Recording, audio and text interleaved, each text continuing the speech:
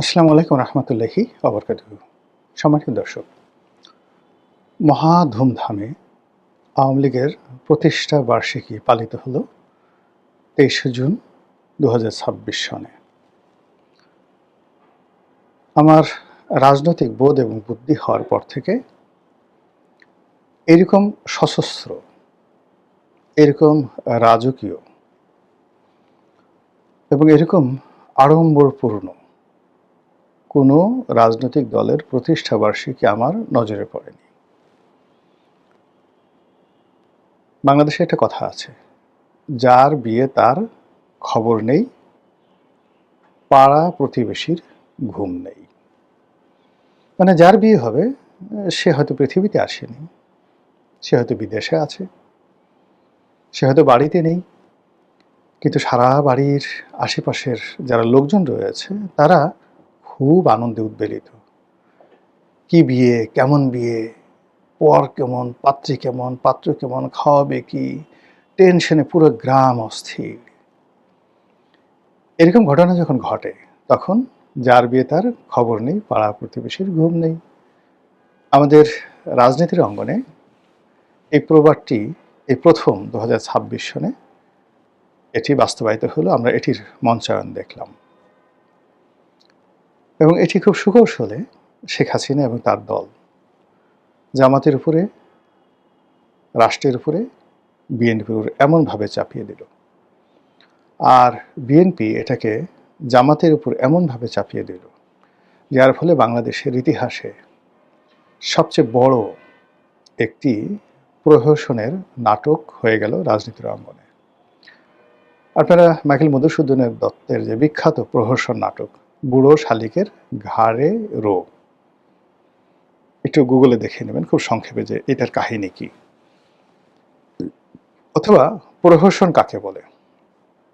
আমরা সাধারণত প্রহসন বলতে যেটিকে বুঝাই, এটা প্রতারণা নয়, খুব কৌশল করে বিনা পয়সায়, বিনা ওজরে আপনার কাঙ্ক্ষিত একটা জিনিস আপনি করে নিলেন, এটিকে বলা হয় প্রহসন। যেমন ধরুন, কোনো কুলবধূ আপনার খুব পছন্দ, আপনি তাকে পটালেন, বাঁশি বাজালেন, অসময়ে বাঁশি বাজায় কেড়ে পরাণ আমার বাইরম বাইরম করে। বাঁশি বাজালেন, গৃহবধূ বের হয়ে এলো ঘর থেকে স্বামী সংসার ছেড়ে, আপনি পাট খেতে বসে আচ্ছা মতো আপনার কর্ম করে দিলেন। তারপরে গৃহবধূকে বললেন, যাও তুমি চলে যাও। গৃহবধূ না পারবে বলতে, না পারবে কোনো কিছু করতে, সে সোজা মাথা নিচু করে চলে যাবে। এইরকম যখন একটা ঘটনা ঘটে, আপনি মধু খেলেন কিন্তু কোনো দায় দায়িত্ব নিলেন না, এটিকে বলা হয় প্রহসন। এবং এই বাংলাদেশে যে প্রহসন কত মানে ঘটে তা বাংলাদেশের পল্লীগীতি গাইলেই বুঝতে পারবেন বা দেখলেই বুঝতে পারবেন। কয়েকটা গান বলি, যেমন এই যে অসময়ে বাঁশি বাজায় কেড়ে পরাণ আমার বাইরাম বাইরাম করে, অথবা পল্লীকবি জসীমউদ্দিনের সে বিখ্যাত গান আমায় এত রাতে ক্যানে ডাক দিলি প্রাণ কোকিলারে। এসব সবই প্রহসনমূলক অবস্থা, পরকীয়া এবং প্রহসন। আর আরেকটি গান আছে শাহ আব্দুল করিমের, আমি কুলহারা কলঙ্কিনী আমারে সিও নাগো সজনী। এটাও কুলহারা কলঙ্কিনী এরকম একটা প্রহসনের মধ্যে পড়ে গিয়েছিল। ঠিক এবারের এই ঘটনায়, 23শে জুনের এই ঘটনায় আওয়ামী লীগ যে চাল চেলেছে, যে প্রহসনের নাটক সাজিয়েছে, সেই প্রহসনের নাটকে বহু মানুষ, সরি ফর মাই ল্যাঙ্গুয়েজ, বহু মানুষ, একটা শব্দ আছে না চয়কারে চো, এটা বাদ দেন, চয়কারের পরে না হয়ে গেছে, ঢ্যাস না, চয়কারে চো ঢ্যাস নয়কারে না, বহু মানুষকে এভাবে বানিয়ে দেওয়া হয়েছে। 23শে জুন বাংলাদেশে বিরাট কিছু একটা হয়ে যাবে, ব্যাপকভাবে প্রচার করা হলো, দিল্লি থেকে, কলকাতা থেকে, লন্ডন থেকে। হালকা করে কিছু টাকা খরচ করা হলো, 2-4টে মিছিল করা হলো, অনলি 2-4টে মিছিল, বলা হলো 70টা জায়গায় মিছিল হয়েছে। তারপর ইন্টারনেটে সেগুলো ছেড়িয়ে দেওয়া হলো এবং একটা আতঙ্ক তৈরি করা হলো, এই এদিকে আসবি না, খাইয়ে ফেলামো, মাইরে ফেলাম, এই ধরনের একটা ঘটনা। ফলে কি হলো, যারা ক্ষমতায় আছেন তাদের মধ্যে একটা কম্পন তৈরি হয়ে গেল। তারা সেনাবাহিনী নিয়োগ করলো। ৬টি জেলায় সেনাবাহিনী রীতিমতো টহল দিয়ে দিয়ে সবাইকে বুঝিয়ে দিল আজকে ২৩শে জুন, আজকে আওয়ামী লীগের প্রতিষ্ঠা বার্ষিকী। এবং এই যে সেনাবাহিনী যে টহল দিয়েছে ৬টি জেলাতে, কত হাজার সেনাবাহিনী টহল দিয়েছে এবং রাষ্ট্রের কত শত কোটি টাকা খরচ গেছে, এখানে নর্মাল কোটি না, এই ৬টি জেলাতে সেনাবাহিনী টহল দিতে শত শত কোটি টাকা খরচ গেছে। এই যে চদু বানিয়ে দেওয়া কাউকে, এই কাজটি শেখ হাসিনা অতীতে যেভাবে করেছে এইভাবে সুন্দরভাবে তারা করলো, এবং আগামীতেও যেহেতু সে মজা পেয়ে গেছে, আগামীতে এই কাজগুলো আরও করতে থাকবে। আর একবার, দুইবার, তিনবার, চারবার, পাঁচবার করতে গিয়ে যখনই আপনি একবার ফেল করবেন যে না, এটা বিশ্বাস করা যায় না, বোধহয় কিছুই করবে না, সেই দিনই টুস করে অকামটা করে ফেলবে। এটাই হলো রাজনীতির প্রহসন। এবং ঠিক সেম কাজটি হুমায়ুনের সাথে, সম্রাট হুমায়ুনের সাথে শেরশাহ করেছেন। ধোঁকা দিয়েছেন, বারবার ধোঁকা দিয়েছেন, বারবার প্রহসন করেছেন। একটা সময় যখন হুমায়ুনকে ধরে নিল যে বদমাশ আর আমাকে কিছুই করবে না, সে তখন আনন্দ আয়েস শুরু করলো, খাওয়া দাওয়া শুরু করলো, নাচো গান বাইজি, এর মধ্যে এসে হঠাৎ করে ঝটিকা আক্রমণ।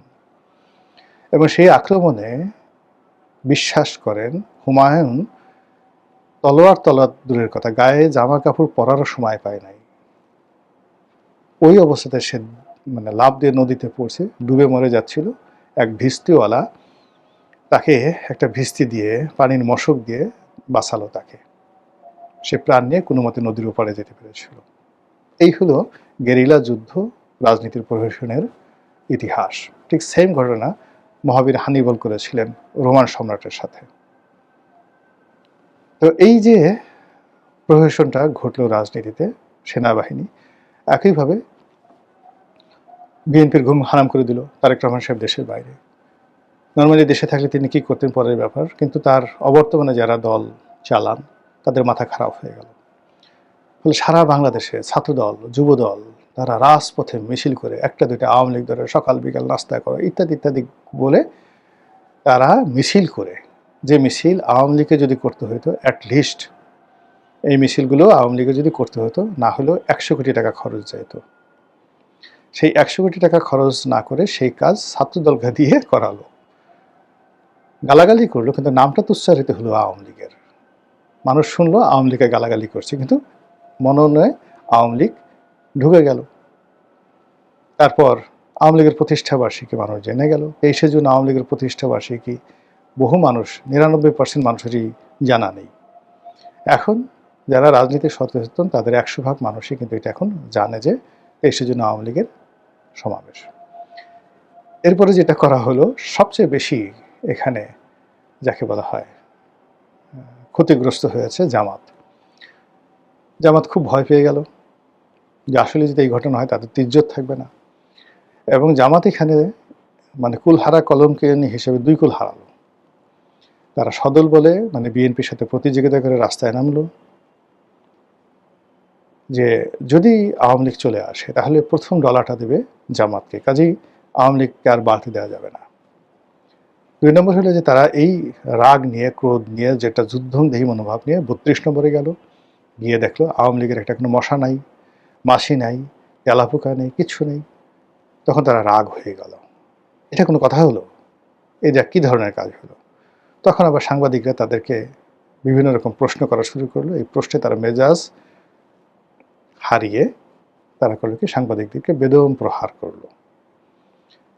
এর ফলে কি হলো, এখন এই জামাতের যে উগ্রমূর্তি, রণমূর্তি, তাদের যে সন্ত্রাসী মনোভাব, যেটি ৭১ সনে তারা করেছিল, যে কাজটি আওয়ামী লীগ, বিএনপি সবাই বলার চেষ্টা করছে, কিন্তু তারা প্রতিবারই মাথায় টুপি দিয়ে, দাড়িতে খেজাব লাগিয়ে, নরম ভাষায় কথা বলে, কোরআনের আয়াত দিয়ে বারবার প্রমাণ করার চেষ্টা করছে তারা আসলে এরকম নন। কিন্তু এবার এই ৩২ নম্বরে সেটা প্রমাণ হয়ে গেল। আর এই ধরনের ঘটনা দেখে শেখ হাসিনা সঙ্গতি করেনি, দিল্লিতে বসে অট্টহাসি দেওয়া শুরু করেছে যে মানুষ এত বোকা হয়, মানুষ এত বেহিসাবি হয়, মানুষ এত অল্পতেই উত্তেজিত এবং অস্থিরতা দেখাতে পারে, কাজেই আমার ভবিষ্যৎ খুব উজ্জ্বল। এই কথা যদি সে তার ডায়েরিতে লিখে রাখে, 23শে জুন 2026 আমার অনুভূতি, এটা যদি সে লিখে রাখে এবং পরবর্তীতে যদি আপনাদেরকে দেখায়, তখন আপনারা বুঝতে পারবেন যে আজকের এই কন্টেন্টটা তৈরি করলাম, সেই কন্টেন্টের কতটা মূল্য রয়েছে।